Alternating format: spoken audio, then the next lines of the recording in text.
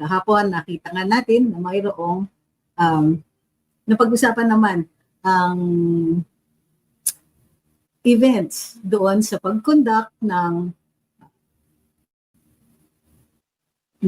committee hearing sa Blue Ribbon. So, ngayon, pag-usapan natin ang mga argumento, lalong-lalo na kanina kasi sa The Spokes, ang ating panauhin ay si Senator Erwin Tulfo at saka si Attorney Mel Santamaria. So nakita natin yung panic nila. Gayon pa man, may napansin ako na may mga argumento na hindi nasa lubong. At yun po ang pag-uusapan natin ngayon. So, lehitimo ba ang pag-conduct ng session noong June 3? Tama ba? O, June 3. So, tingnan natin ang mga argumento at tingnan natin, we'll have a closer look at Avellino versus Cuenco.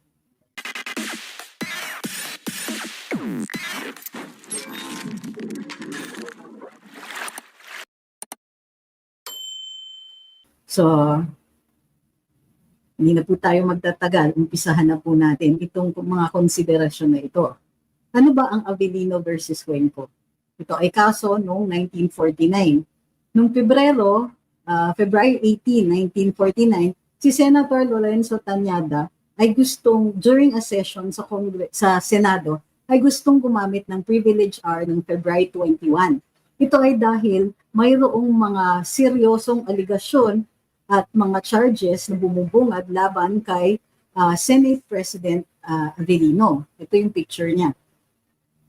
So, nung umaga nga ng February 21, nagkaroon sila ng resolution na isinama na yung mga charges laban sa kanya. Maraming senador dun sa building nung araw na iyon at 10 a.m. Ang ginawa ni Senate President Avellino, dinilay niya yung pagbukas ng sesyon until around 11:35. Tapos, binasa niya yung resolution, tapos nakipag-usap sa mga allies niya, sa mga kakampi niya. During the proceedings, nag-roll call sila, nag-reading of minutes, pero parang na-resist yung reading of the minutes. May nag-motion to adjourn, na-adjourn naman. Binang ni Avellino yung gavel, sabi niya, Senate adjourned, session adjourned. Umalis siya ng session, kasama niya ang 9 na kakampi niya. So, 10 ang umalis. May mga natirang 12 na senador. Ang rule noon para makapag-conduct ng session ay katulad ng ngayon, majority which is 13 out of 24 senators. Si Senate President Pro Tempore Melesio Arans ay umupo at naging chair. Ang mga natirang mga senador ay yung Cuenco Group ay tumuloy ng sesyon. Ang tawag dito ay rump session. Kinilala nila si Tañada at in-approve yung resolution number 68 na nakalagay doon yung mga investigation of charges laban kay Senate President Avellino. Diniklara na bakante ang presidency o posisyon ng Senate President at na-designate or na-elect si Senator Cuenco bilang acting president. Sabi ni si Cuenco ay nag-take oath at kinilala siya ng Pangulo. Umakyat kinilala siya ng Senate President. Si Petitioner Avellino naman ay dumiretso at nag-file ng proceedings for quo warranto sa Korte Suprema at hiningi na ideklara siya na siya pa rin ang Senate President at tanggalin si Mariano Cuenco. Sabi ni Avellino ay hindi daw validly elected si Mariano Cuenco dahil kulang ng isang senador at walang quorum ang Senado na iyon, ang session na iyon. Sabi ng Korte Suprema, dalawa ang issue dito. Unang-una, may jurisdiction ba ang Korte Suprema? Doon, nagkasundo lahat ng mga mahistado ng Korte Suprema at sinabi, walang ang jurisdiction ang Supreme Court dahil hindi sila maghihimasok sa internal matters ng Senado. Ngayon pa man, sabi din ng hukuman, kung may jurisdiction ang Supreme Court, may unanimity o nagkasundo naman ang lahat na yung session under Senator Arans, yung takeover, yung rump session, ay continuation lang nung session nung umaga.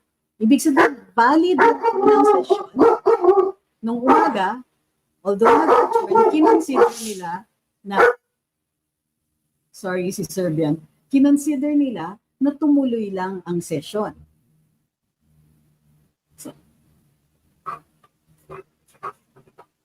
Sabi, was it validly constituted? Yes. Unang-una, nakalagay sa minutes na validly constituted yung morning session. Hapon kasi itong mga pangyayaring ito.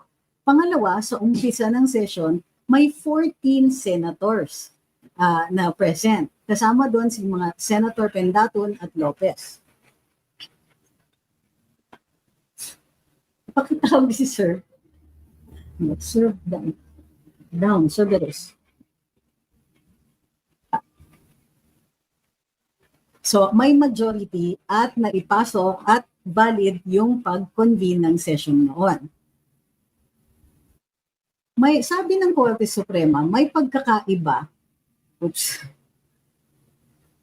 May pagkakaiba daw ang mayorya ng House at hindi ito yung important. Sabi ni Justice Pablo, even if the 12 did not constitute a quorum, maaari silang mag-aresto ng at least isa sa mga absent members kung sakasakali para magkaroon ng quorum. Ito ang tinatawag ng the Senate. Mayroon rin yung rule sa Senado ngayon. Sabi ng Korte Suprema, hindi magawa yon dahil 10 na nga yung umalis kasama si Senator Avellino, ang natira 12. Kulang na lang ng isa. So dapat, ang sabi nila, hindi naman nila aresto yung isang natitirang senador, si Tomas Confesor, dahil nasa US at may sakit. Sabi, ano ang kailangan natin na i-consider dito? Unang-una, sabi ng Korte Suprema, valid yung session at may quorum, kaya itinuloy lang nila. Pangalawa, sabi ng mga senador, sabi ng Supreme Court, pwedeng gamitin yung coercive power of the Senate.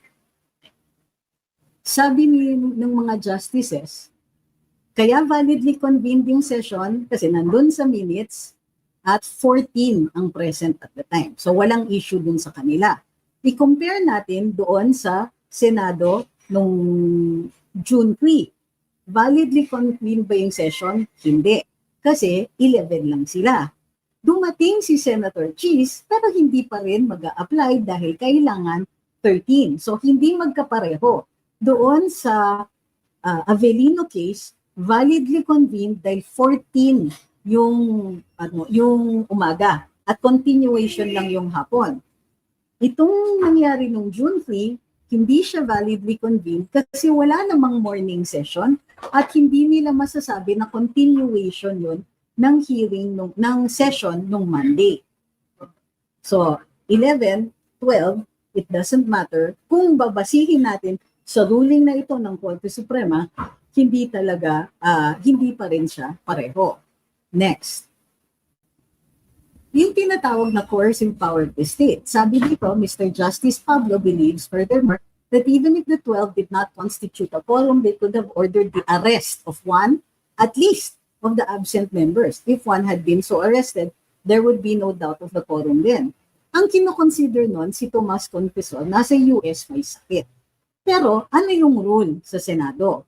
Tignan natin ang Section 44. Sabi dito, except during the election of officers, a majority of the senators shall constitute a quorum, and in its absence, a smaller number may adjourn from day to day and may compel the attendance of absent members in the manner provided in Section 99.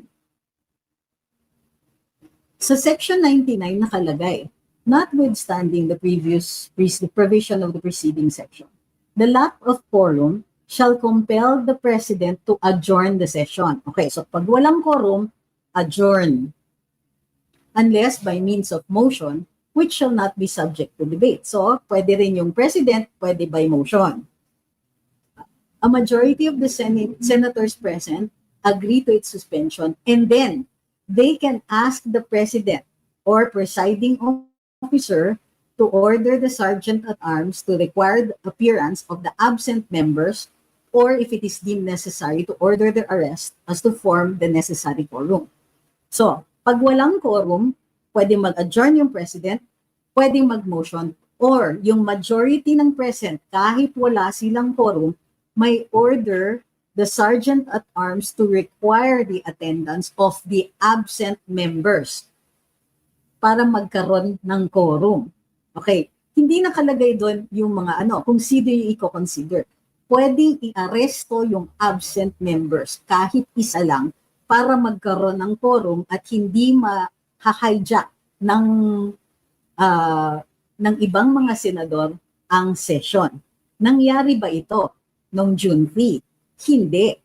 Instead, nag-decide sila na may dalawang missing senators and therefore hindi 24 ang magiging basis for determining the number of for determining the quorum. However, kapag walang quorum, ito yung rule. Mag-adjourn ka. Kung walang sufficient numbers dahil walang quorum, pwedeng mag-adjourn through the Senate President or by motion.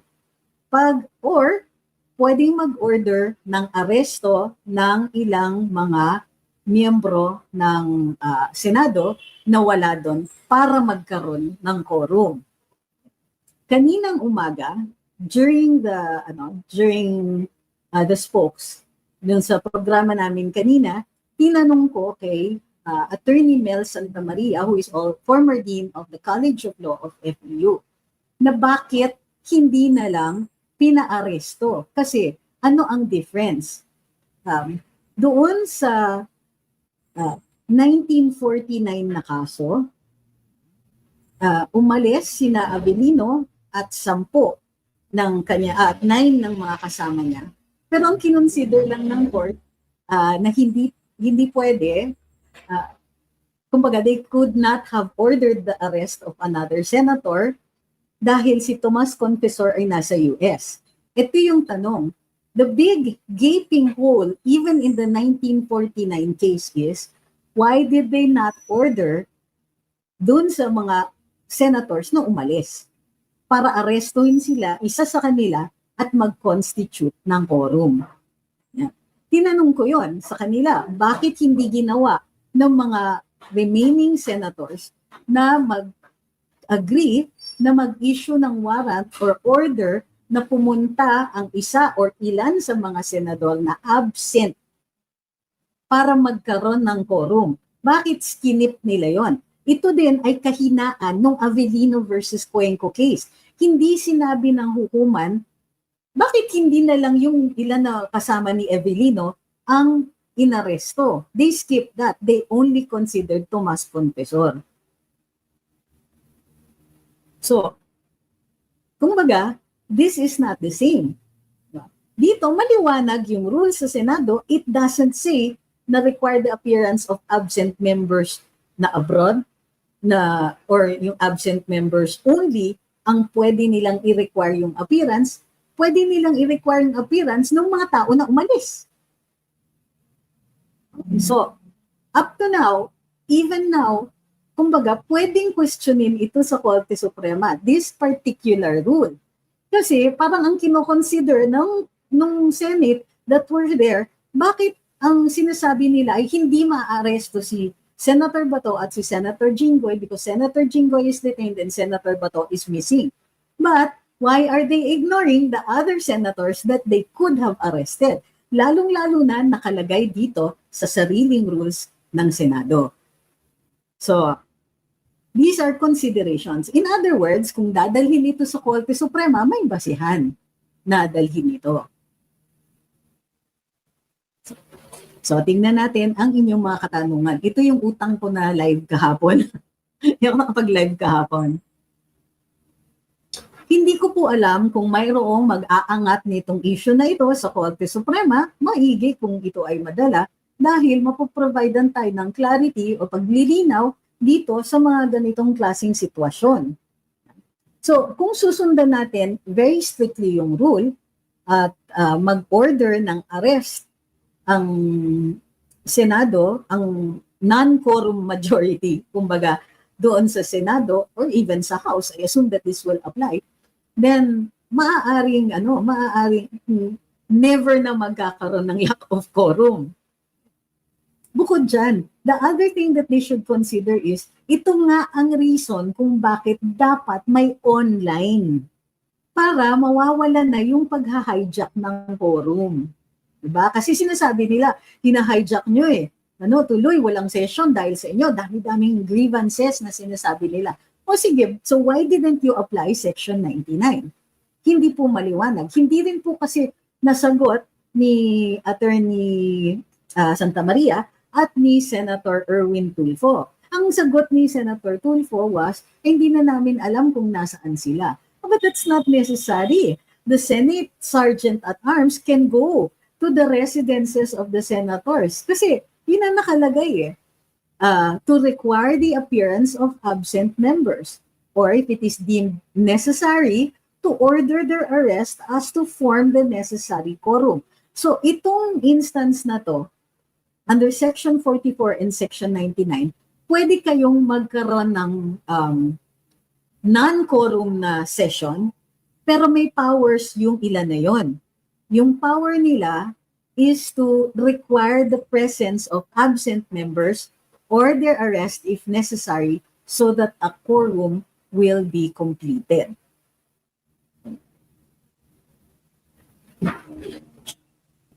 So totoo lang, with these rules, walang nakalagay po na ang pwede nyo lang i-order or i-consider nyo lang ay yung mga absent. Now, may isa pa. Doon sa Avellino versus Cuenco, so isa lang si Tomas Confessor lang ang hindi pwede. Sabi ng Supreme Court, practical lang. 10 lang yung kabila. Doon sa isang side, 12. Diba? So, in any instance, hanapin natin yung yung jurisprudence. Nandito siya.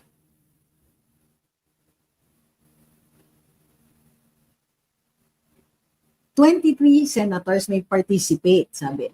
12 will support Cuenco, and at most, 11 will side with Avellino. So, ibig sabihin, kahit anong mangyari, ay mananalo si Cuenco. So, yun ang consideration ng hukuman doon. In this case, wala pa yung ganun kasi ang ginagawa nila is simply to declare the position vacant, pero by their own admission, itong Senate na ito admitted that they do not have enough to vote for a Senate President. So, ang sina-argue ng ibang lawyers, if you cannot form a quorum to elect, then you could not have formed a quorum to declare the position vacant.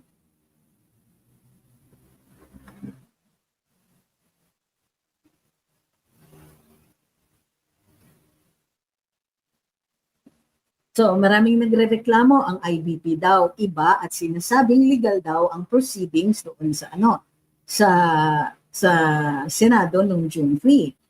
We can have an opinion. Okay lang 'yon, 'di ba? Let 1,000 flowers bloom. Ang final arbiter ng legalidad nito will be the Supreme Court. Sabi ni VD, kudos to you for sitting for an hour with Tulfo without rolling your eyes.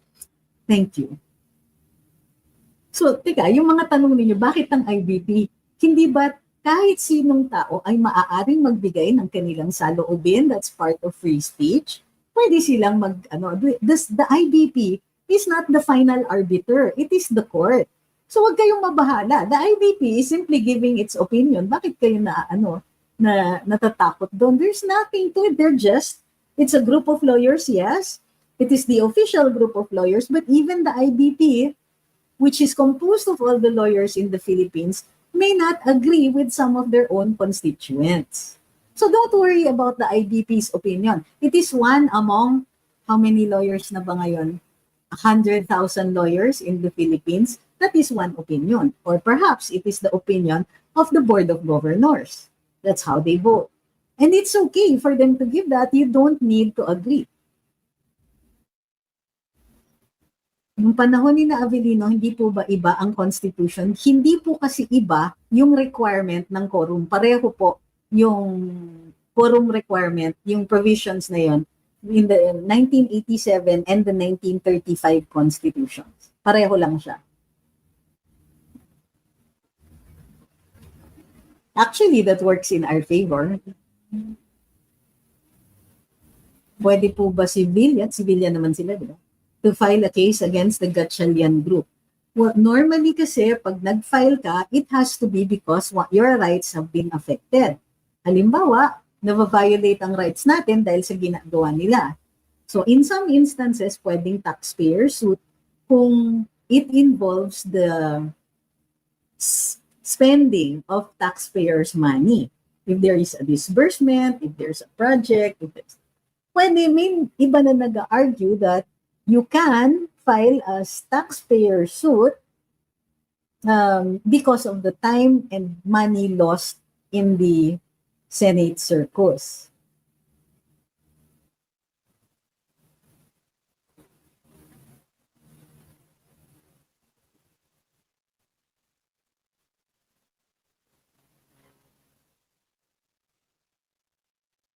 Ito yung tanong ko sa sagot na yan. 12 daw is already a quorum. It is valid to do business but not to elect Speaker, Senate President, and pro tem. Kasi daw 24 pa naman daw senators, hindi naman daw vacant ang upuan ni Jinggoy at Bato. They are still senators. Hindi naman daw sila pinatalsik. Ang tanong ko dyan, ano po ang basihan nila? Ano yung rule na sinasite nila para sabihin na 12 is already a quorum?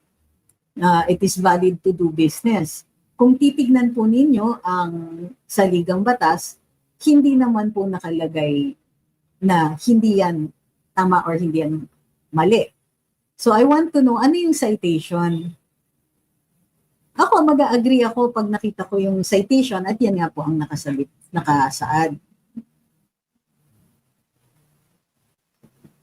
This is to, so na-dismiss daw yung ganito. Hindi po ganyan. Sabi kasi ng hukuman, the Supreme Court has no jurisdiction over the case because it is an internal matter at Senado lang ang maaaring mag-decide niyan at mag-settle ng issue na yan. Gayunpaman, kung may jurisdiction ang hukuman. So kung babasahin niyo, nakalagay, but if the court had jurisdiction. So ako, I agree with Attorney Baligot, but other lawyers say na hindi yan obiter because it is part of the decision at hindi ito ay isa doon sa mga issues na dinidecide ng hukuman.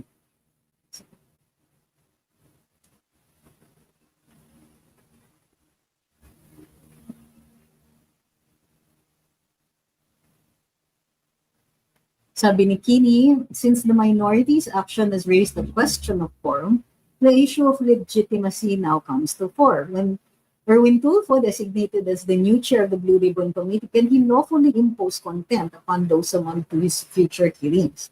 And if the invitees decline to appear on the ground that they do not recognize the legitimacy of the invitation, does the authority to cite them for contempt still stand? Sinong invitees ba yan? Okay.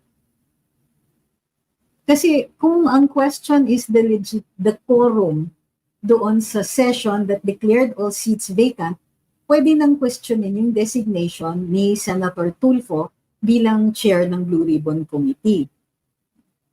So, kung hindi siya legitimate, hindi siya pwedeng none of his actions will have any effect.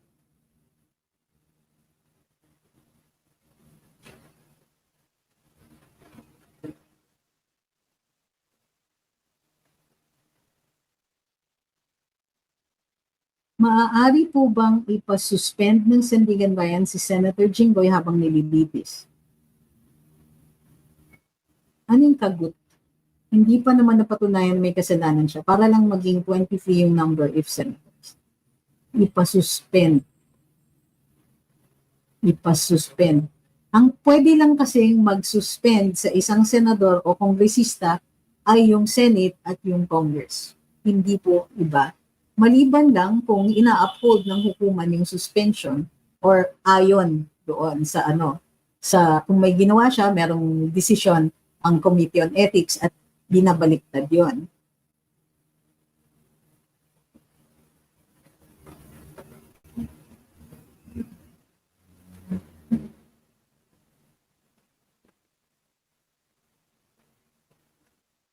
paano po kung si kung si SP Alan ang legit na SP pero yung mga employees sa Senate ayaw siyang sundin, like sabi ni Drilon, yung Blue Ribbon daw kahapon, dito po pasok sa record ng Senate. Ganito yun kino-contest. Now, as with anything, mayroong tinatawag na mga presumptions. So may presumption of regularity, presumption of legitimacy, yan. In this case, dahil pwedeng nagko-contest sila ng mga presumptions na yon, walang choice but to take it to court. So habang magulo, actually, anything goes.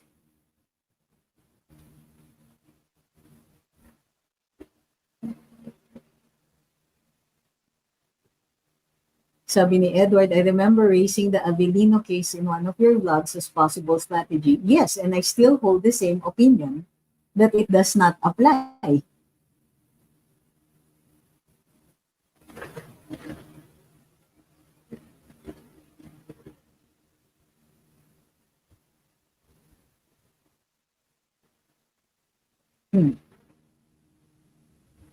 Sabi ni Jackie, ano po magagawa ng ordinary citizens ngayon? Right now, the right that we have and we can exercise is our freedoms to speak up, to stand up, magpulong-pulong for redress of grievances. So that's what we must be doing. We have to disagree. We have to speak out against all of this, against the legitimacy, the legitimacy of the Gatchalian group in taking over the Senate. So kailangan, kasi kung tayo hindi natin tinatanggap, then it will create the impression of the need to settle the issue. Not the impression, but it will highlight the need to settle the issue once and for all.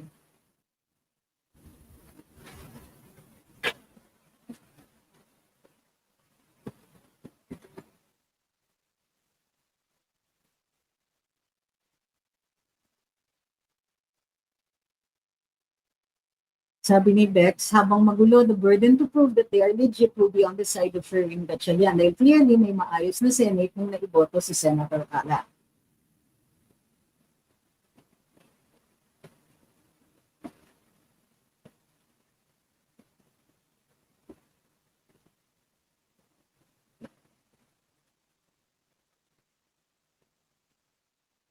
Sabi ni Unleashed, but if it is true that Senator Joel is moving over to the other side, that will make them 13 na.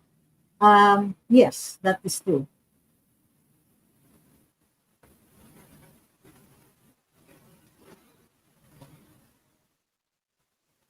Paano mangyayari yan sa impeachment? Sinong magpo-preside? Nag-pass ng resolution, ewan ko kung considered valid yung pagpasa nun, but nag-pass ng resolution ang Senado, authored by Senator Mig Subiri, na allowing the senators to vote for a different presiding officer.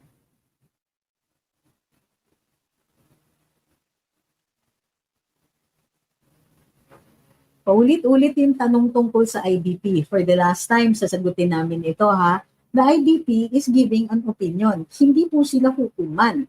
Ang nagdidesisyon niyan ay pagboto ng mga Board of Governors. Hindi po sila nagkukonsulta sa ibang mga abogado at maaaring hindi sumang-ayon ang mga miyembro nito. So it is an opinion like any other. Wala po siyang, hindi natin masasabi na their arguments will stand in court or will be automatic. It is an opinion. Hindi po sila hukuman at hindi po sila ang nagde-decide ng mga ganitong matters. Kailangan dalhin pa rin sa hukuman. So it's an opinion. You can disagree.